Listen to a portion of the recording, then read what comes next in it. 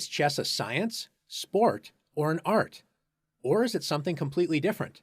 There are many different answers depending on who you ask. The second world chess champion, Emanuel Lasker, called chess the human struggle. Chess is a clash of ideas between two players. Not only do you have to struggle against your opponent, you also have to face yourself.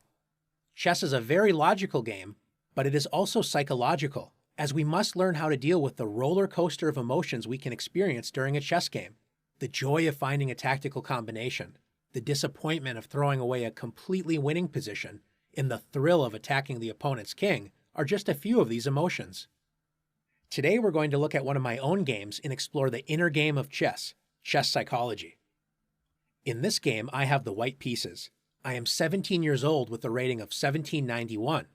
My opponent was rated 2394 and was the top competitor in this National Scholastic Championship. Playing a higher rated opponent can be very intimidating. I remember feeling nervous before the game started. How can I possibly compete against such a strong player, I wondered. I did my best to focus on the game and take it one move at a time. Easier said than done. My 600-point higher rated opponent, playing the black pieces, is on the move. He played knight to b6, gaining a tempo against my bishop. I have an isolated queen pawn, so if he can control the square in front of the pawn, in this case d5, and begin to trade pieces, my isolated queen pawn will become more of a weakness. After bishop d3 and knight fd5, black's knight blockades my isolated pawn, preventing it from advancing, and also opening up an attack against my dark-squared bishop. Since my bishop doesn't have a great square to retreat, I traded bishops with bishop takes e7 and queen takes e7. Black has traded a pair of minor pieces, one step closer to his goal of entering an endgame where I am stuck with a weak, isolated pawn. One strength of the isolated pawn in the middle game is since it does not have a pawn able to protect it on the files next to it, in this case the c and the e files. These files can be used by the rooks and queen. After rook e1, my rook enjoys the semi-open e file and x-rays black's queen. Now black can play a normal move such as bishop d7, preparing to anchor a knight on d5 with bishop c6. The game may continue slowly, where white will have some chances of building an attack on the king side, but black will have a solid game. One of the biggest challenges to remember when playing a much higher rated opponent is that the higher rated opponent often feels great pressure to defeat you. Instead of focusing on your own emotions, fearing the rating of your opponent, remember that they also have to deal with their own psychological pressure. My opponent must have felt this pressure and decided to take a serious risk by playing f5. When I first saw this move, I was completely shocked. My opponent is 600 points higher rated than me, so he must know what he's doing, right? I started to imagine all of his kingside pawns rushing forward with g5 and h5. I felt like I was going to be pushed right off the board. I closed my eyes, took a deep breath, and decided to look at the position, not my opponent's rating.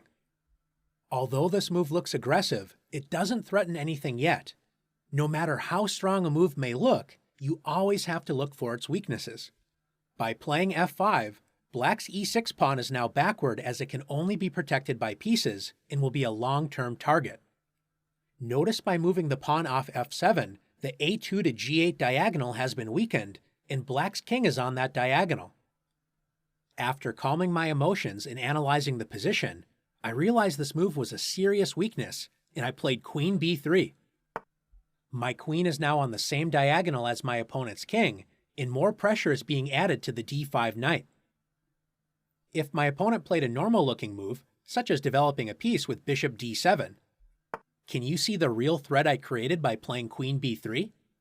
White has a powerful combination starting with knight takes d5. Since the e-pawn is pinned to black's queen, after knight takes d5, I was ready to play queen takes d5, winning a piece, since after e takes d5 and rook takes e7, white is up a full piece and is already invading black's territory.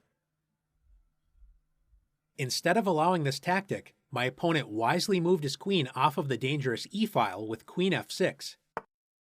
After knight takes d5, black decided not to recapture with the e-pawn, which would create an isolated pawn, and open up the e-file for white's rook.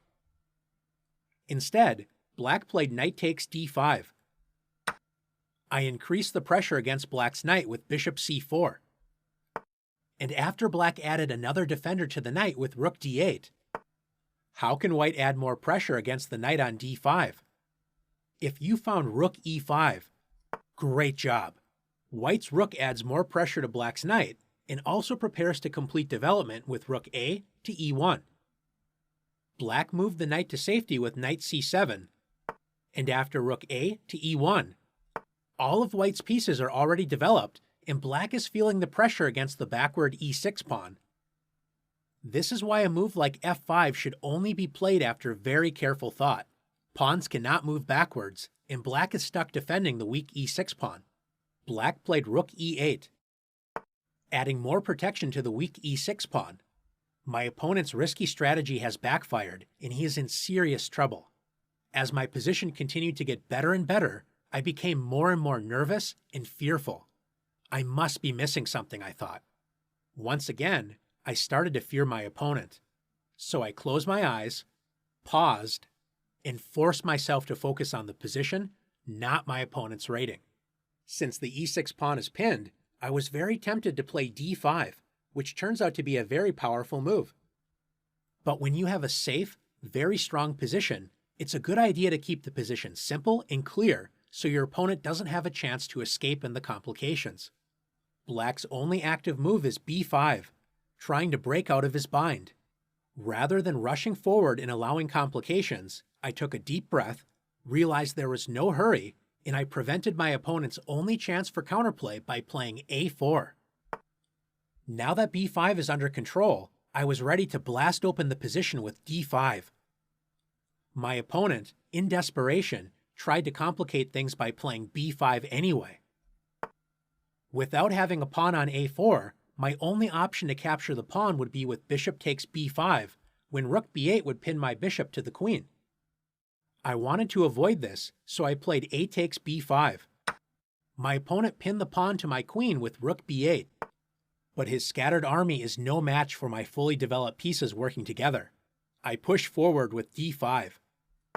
Black does not want to capture the pawn and lose material on the e-file, so he played bishop b7. Finally completing development and connecting his rooks, but it is too little too late. After d6, my isolated pawn is now a pass pawn, marching up the board and pushing black's pieces around. After knight d5, the pass pawn advances again with d7, attacking black's rook. If black's rook leaves the e-file, white will crash through with rook takes e6, so black played rook e7. Imagine yourself in my situation. I have outplayed the top player in this national tournament, and I know that I am close to winning the game.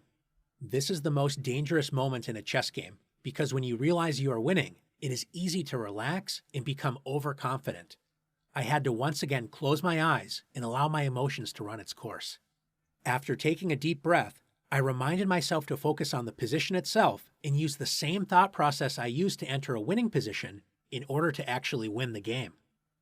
I calculated a combination where I would sacrifice my queen, knowing that the pass pawn on d7, combined with my powerful rooks and knight, would overwhelm my opponent's position. I started the combination with bishop takes d5. After bishop takes d5, I quickly double-checked my analysis, realized it worked, and with a trembling hand I played the queen sacrifice, queen takes d5.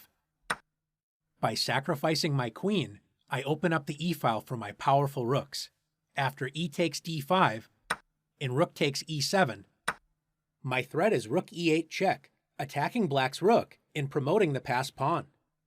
If my opponent blocked the promotion square with rook d8, I would win the game by playing rook e8 check, king f7, and after knight e5 check, black is forced to give up his queen when white has an overwhelming advantage. My opponent decided to play queen d6, and after rook e8 check, king f7, can you find a combination that forces black to give up his queen? If you decided to bring your last piece into the attack by playing knight g5 check, great job.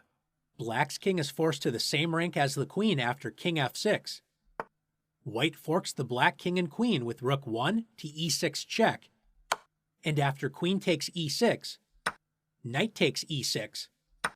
White is now completely winning. Although I had an overwhelming position, I still was afraid that my opponent's rook could somehow deliver a back-rank checkmate.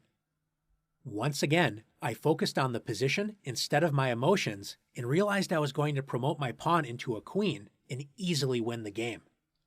My opponent resigned the game, which completed my biggest tournament upset in my chess career. Some important things to remember from this game include that you too can play chess, and all chess players make mistakes. Do not allow fear to overwhelm you. Your opponent also has their own struggles. Remember to take a deep breath and return your focus to the position. Are you ready to overcome your emotions and find good moves? Let's put you to the test.